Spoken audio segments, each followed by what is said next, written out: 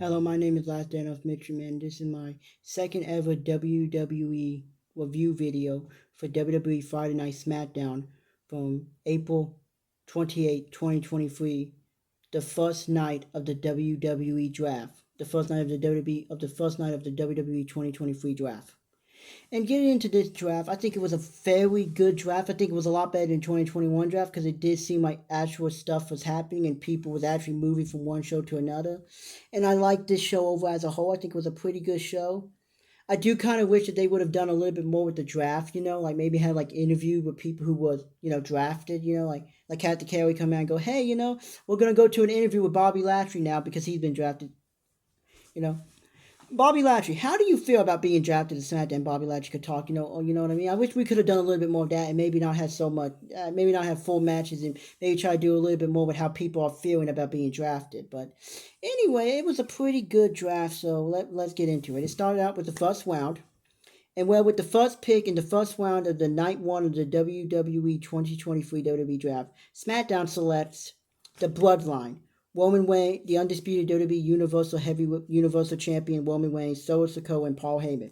The interesting thing about that is that the Uso was not selected with them.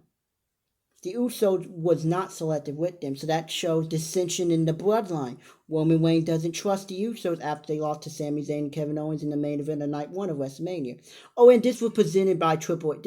This was announced by Triple H. So my thoughts on the Roman Reigns going to SmackDown as the undisputed WWE Universal Champion. I think it makes a lot of sense, honestly, because SmackDown, of course, is shown on Fox, and I've heard that Fox really wants to keep Roman Reigns. Like they want Roman. I think SmackDown being a 2-hour show has more breathing room and more time for Roman to be basically a part-time champion. Because even though he's a part-time champion, what's better for SmackDown? Because there's only 2 hours.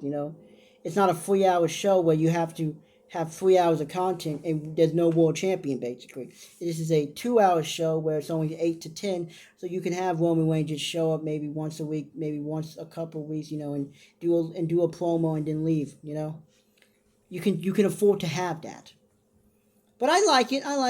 And Wall's getting the World Heavyweight Championship, but I think it could work a lot better there because, as I said, it's a 3-hour show, so it does need a world champion to be there every single week, and that's according to Triple H. This world champion is going to be there every single week, and he's going to defend it around the world. I guess that's what that means. So the second pick in the first round for Monday Night Raw's first pick, which was the second pick overall, was the American Nightmare Cody Rhodes, which I guess he's gonna be the first WWE. I guess he's gonna be the first World Heavyweight Champion. Is it the WWE World Heavyweight Championship or the World Heavyweight Championship? I'm gonna call it both, don't you? Because I still have no idea because they've called it both.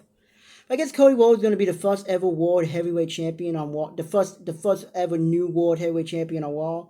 Because that's how he's going to finish the story now. Because it kind of looks like he's running away from Roman Reigns. But I guess that's how he's going to finish the story now. I guess that's how he's going to finish the story now. But I don't like this because it's like he's running away from Roman Reigns. Like Cody Rhodes couldn't beat Roman Reigns, so now he's running away from Roman Reigns. He's running to the other World Championship. I don't like that, but maybe you guys feel differently. I just don't see it. I just don't see how he's gonna finish the story now by not winning the belt that his father never won. But moving on to the third pick, SmackDown's second pick in the first round and the third pick overall was the Raw Women's Champion, the EST of WWE, Bianca Belair. I'm like, not again with the title swap. Why, Triple H? Why out of all the things you could take from Vince McMahon in the draft, you decide to go with the one thing almost everybody has criticized both times that it's happened? The belt swapping. Here you go. You get the blue one, I'll take the red one. No, you get the blue one, I'll take the red one. Now you can have the blue one, I'll have the red one. I'm like, this makes no sense. It makes the championship seem useless and stupid. If you can just swap them, like why? Like what is... Like apparently the executive of Fox and the USA Network are apparently doing this. So in kayfabe's perspective, what is really the benefit to picking the champion of the other show? And why is the USA Network not upset about this? Why is the executives in the USA Network like, no, you don't get you don't get our women's champion? Do they pick names out of a hat or something? Could they not say, no, you don't get that? no, you don't get our champion and we're not going to swap the belts for you? Like, how exactly does this work in a kayfabe perspective? Is it like a draw or something? Like, do the other people get no say in it? I mean, how does this work exactly? So, I don't know what's going on with the women's championship right now, but the 4th pick was Becky Lynch, and she's going to SmackDown. I mean, she's going to Raw. I'm sorry, she's going to Raw. Which I guess worked. The man Becky Lynch is going to Raw. Becky Lynch seems to be in a position of, hey, we don't know who we want to be a long-term champion, so here, Becky Lynch, have the belt for now.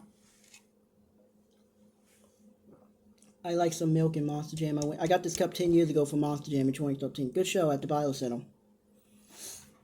But other than that, other than that, with the women's division, I don't understand what's going on with the women's division, honestly. Maybe someone else, maybe someone think this is great, but and so my friend Kyrese told me that him and the people on Facebook came up with an idea where they would just split the names. I could see that, but at the same time, I don't really know how that would work, because how would you just the name would change, but that kind of seemed kind of like the same thing. I mean, I like the idea. I just don't see this. Bianca Belair's got to lose it. Also, what was the point of Rhea Ripley winning the SmackDown Women's Championship if she's going to be Raw Women's Champion now? I don't see what the point of any of this was, but okay. And Becky Lynch on Raw, good for you, Becky. I don't understand anything that's going on with the women's division right now, but after that we had a promo between Kevin Owens and Sami Zayn against the Usos in a promo battle, and that promo battle was pretty good. The Usos came out and was like, we haven't spoken or heard from Roman Reigns since. We haven't spoken to Roman Reigns. Roman has said nothing to him since we lost to Sami Zayn and Kevin Owens in the main event of WrestleMania Night 1. But we're still going to dedicate this match to Roman, and after this we're going to get back with him. So then Sami Zayn and Kevin Owens come out, and Sami Zayn's like, you guys have not, Roman Reigns has not spoken to you guys since WrestleMania after you guys lost to us in Night 1 in the main event. He was drafted with Paul Heyman and Solo Sikoa, not the Usos. The Usos was not involved.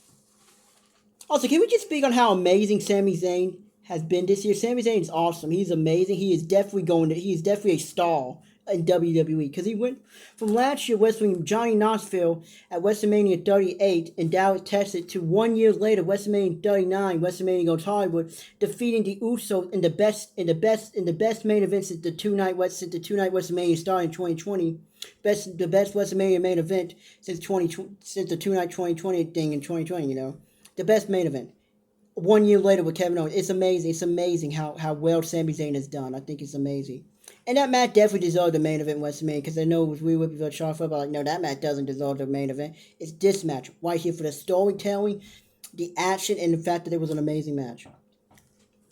But then Sami Zayn tells them all that, and then Kevin Owens like, can we all just stop talking and just fight? I want to fight and win my belt. I'm like, great job, Kevin.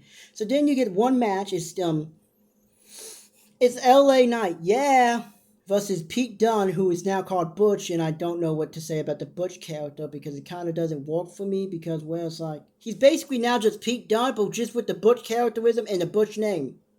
But this was a fairly okay match, I guess. I don't have much to say. I like LA Knight. I hope he becomes the second or first World Heavyweight Champion on Raw, honestly, but I don't have much to say. It was something different, I guess, but I don't have much to say. It was a good match. LA Knight won. So now getting on to the second round of the WWE draft. The first SmackDown selected Street Profit, which makes sense because Montez Ford and Bianca Belair are married in real life. So that's why they're going to SmackDown. I think they fit much better on SmackDown, because I can see them being the second. I can see them beating Kevin Owens and Sami Zayn, possibly at SummerSlam or maybe at next year's WrestleMania. I can see them dethroning them for either the SmackDown Tag Team Championship or the Undisputed Tag Team Championship, whichever route Triple H would like to go.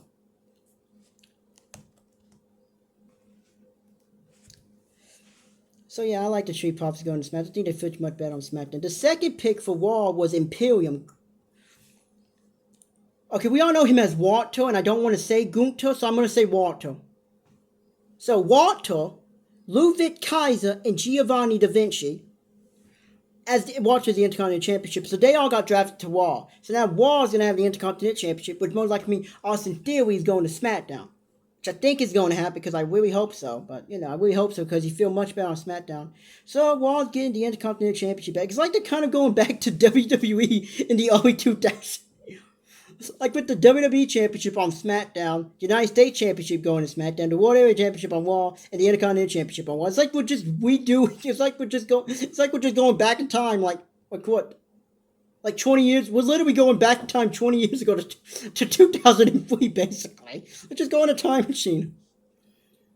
So the second pick for SmackDown in the second round was Edge, the Rated R Superstar Edge, and I love this pick. I love Edge on SmackDown because Edge on SmackDown was really was legitimately my entire childhood. I got to watch SmackDown more because I got to stay up because I didn't have to go to school the next day, So my mom was like, "Yeah, you can stay up and watch because it was Friday, It was only 8 to 10, so I could stay up and watch the whole thing, And Edge on SmackDown was always phenomenal. He's always great on SmackDown. I think Edge should always go to SmackDown, so I'm happy that Edge is back on SmackDown. And the final pick, and Raw's second pick in the second round was Matt Riddle. Oh wait, no, I'm sorry, that's the third round. Edge was the last pick for SmackDown. I'm sorry. Oh yeah, Matt Riddle, and then Raw's second pick in the second round was Matt Riddle. Which okay, I guess does that mean that does that mean like what's his storyline with Roman Reigns? And his storyline is now done.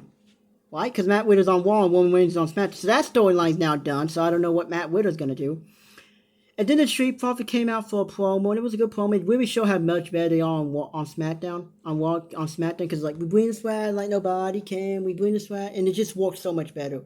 They had a good promo. They had a triple threat tag team match against Braun Strowman and Ricochet, who I came up with a tag team name for them. Braun Strowman, the Monster. Ricochet should be called the King of Flight, not the one. I don't get that nickname. Maybe it's theme song. But I came up with a tag team, the Monster Flight, which I think is a good tag team name for this. The Monster among Monster, and the King of Flight, Ricochet, the Monster Flight. Let me know what you guys think about that name. And they had a tag team match, and it was a good tag team match. Not much happened in it. It was a match. The Street Profits won with a fraud plan from Montez Ford, clearly setting them up as a big tag team for SmackDown. So getting into the third round of the WWE draft, SmackDown first pick was the almighty Bobby Lashley, which I really like this. Bobby Lashley's been on Raw long enough.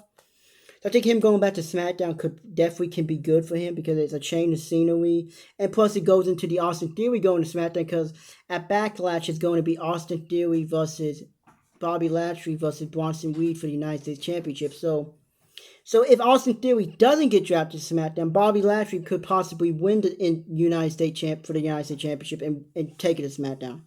But I like Bobby Lashley going to SmackDown. Drew McIntyre is going to Raw. I like this because I guess this is good for Drew because he's been on SmackDown long enough and he hasn't really done anything. His story with Roman is pretty much done. So Drew going to Raw is good. Hopefully this can get to him. I guess he's re-signed now. Yes, Drew McIntyre is re-signed all day. At the very least, hoping that he's going to re-sign, and hopefully just putting him on Raw is going to make him re-sign. Because it might be between Drew and Cody for who's going to be the first world champion.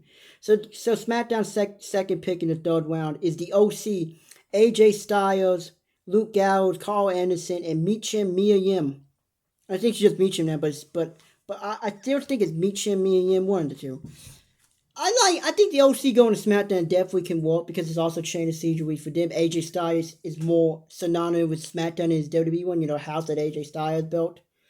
No, because SmackDown started in 1999, AJ Styles. I get that you said SmackDown Live, SmackDown Live is the house that AJ Styles built, but still been around since 1999, AJ. But anyway, that's a good pick.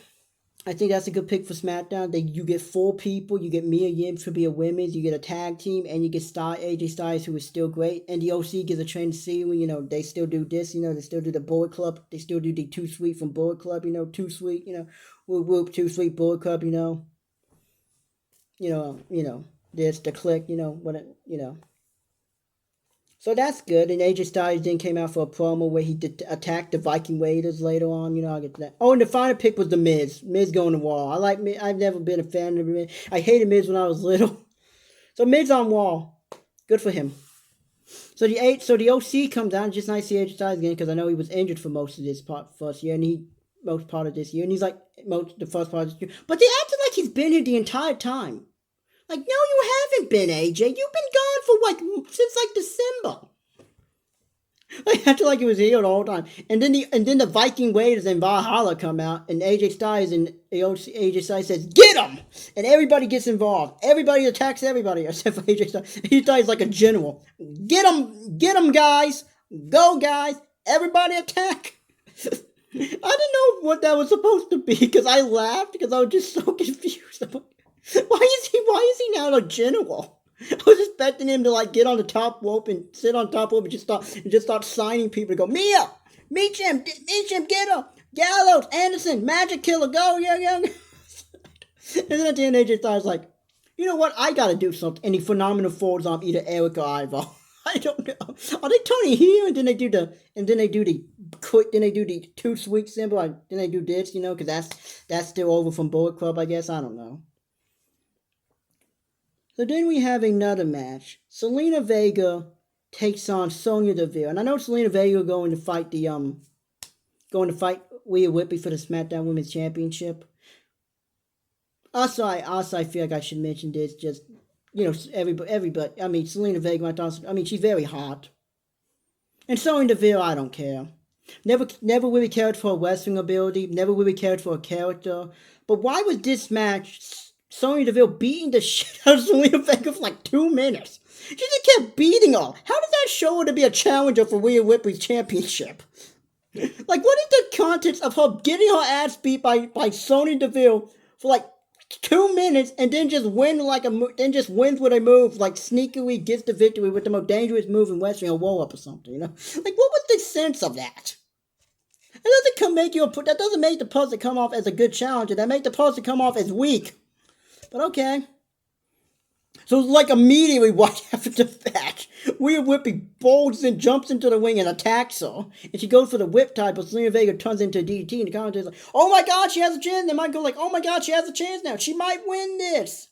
I don't think she's going to win. I just hope for anything just to prove even more she's not going to win that the LWO might get drafted to Raw. Just so that we know, just so somehow both people could not be on the SmackDown Women's Championship. Both of them will be on Raw. I don't know. I don't know what's going to happen. I don't get the women's division. I'm sorry. I mean, this was the nothing match. Nothing happened. Selena Vega won to get momentum to face Rhea Ripley. Maybe she can win, who knows. So getting to the fourth round. The fourth round was something interesting. The first pick of the fourth round was Damage Control. Bayley, Dakota Kai, Io Sky. They're going from Raw to SmackDown. They get drafted to SmackDown. Well, I think it's good because it's a change of scenery. It seemed like SmackDown's getting a lot more of the women. SmackDown has gotten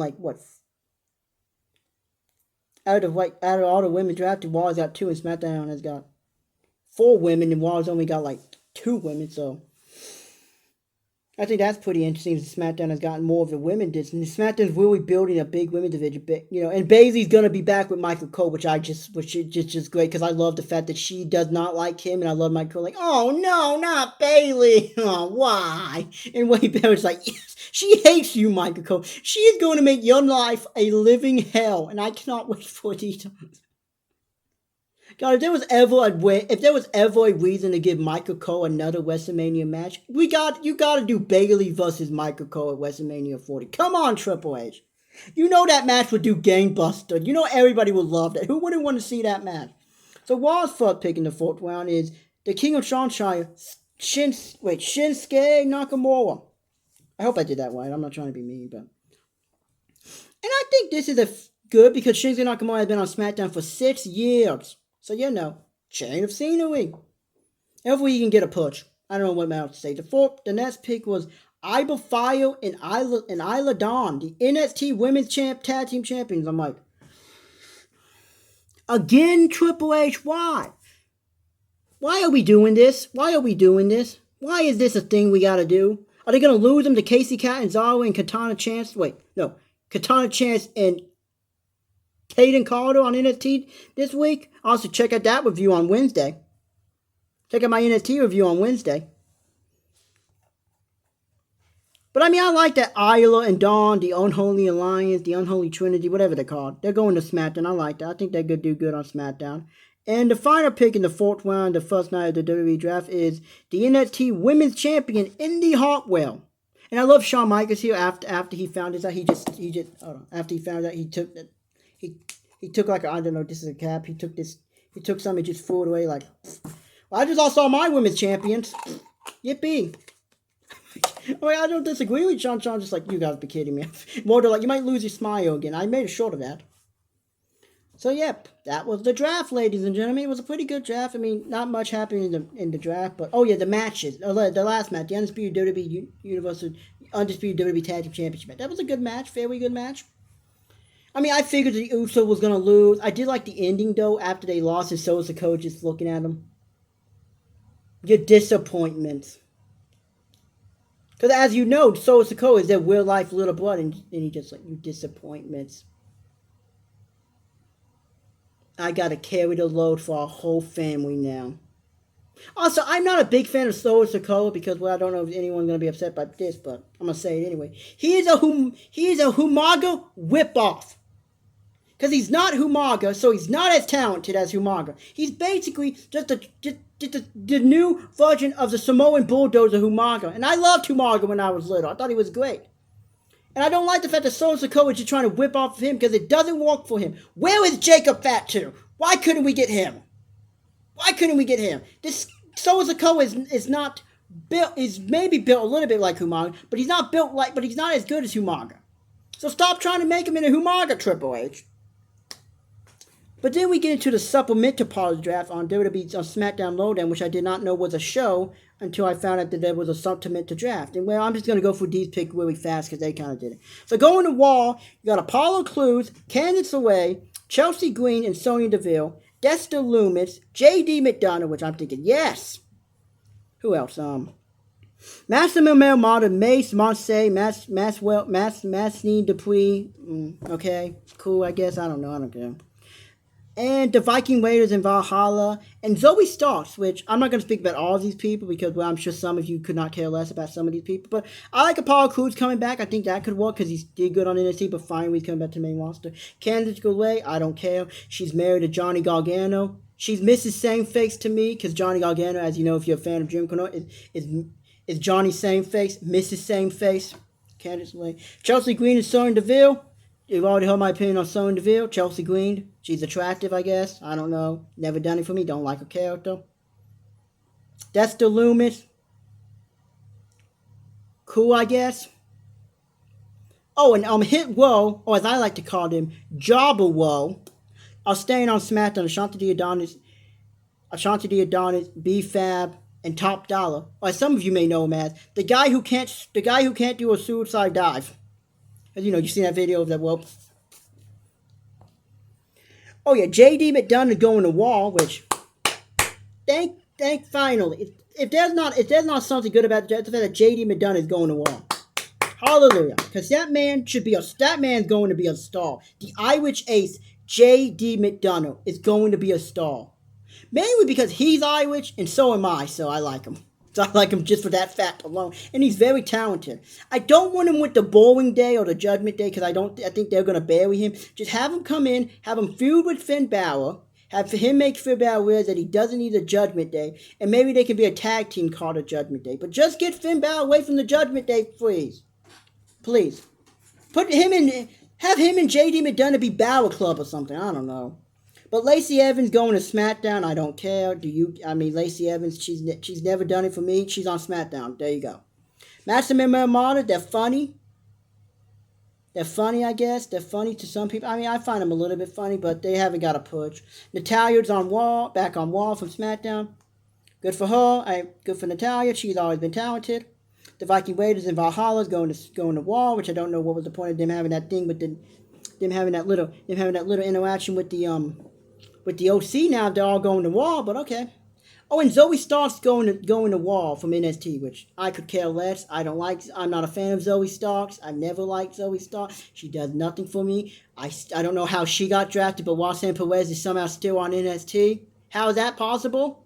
Why is Roxanne Perez not the first person you would pick from NXT? She would literally be my first choice. You could go, Mike, you can get anybody from NXT. Roxanne Perez. You could get anybody. You could even get Carmelo Hayes, Braun Breaker. No, Roxanne Perez. She's the first pick you should pick from NXT to go to the main roster, Raw or SmackDown, in my opinion. I think because she's young, she's pretty, she's attractive, she can wrestle, she's 21 and somehow is already this talented. She's going to be a future star.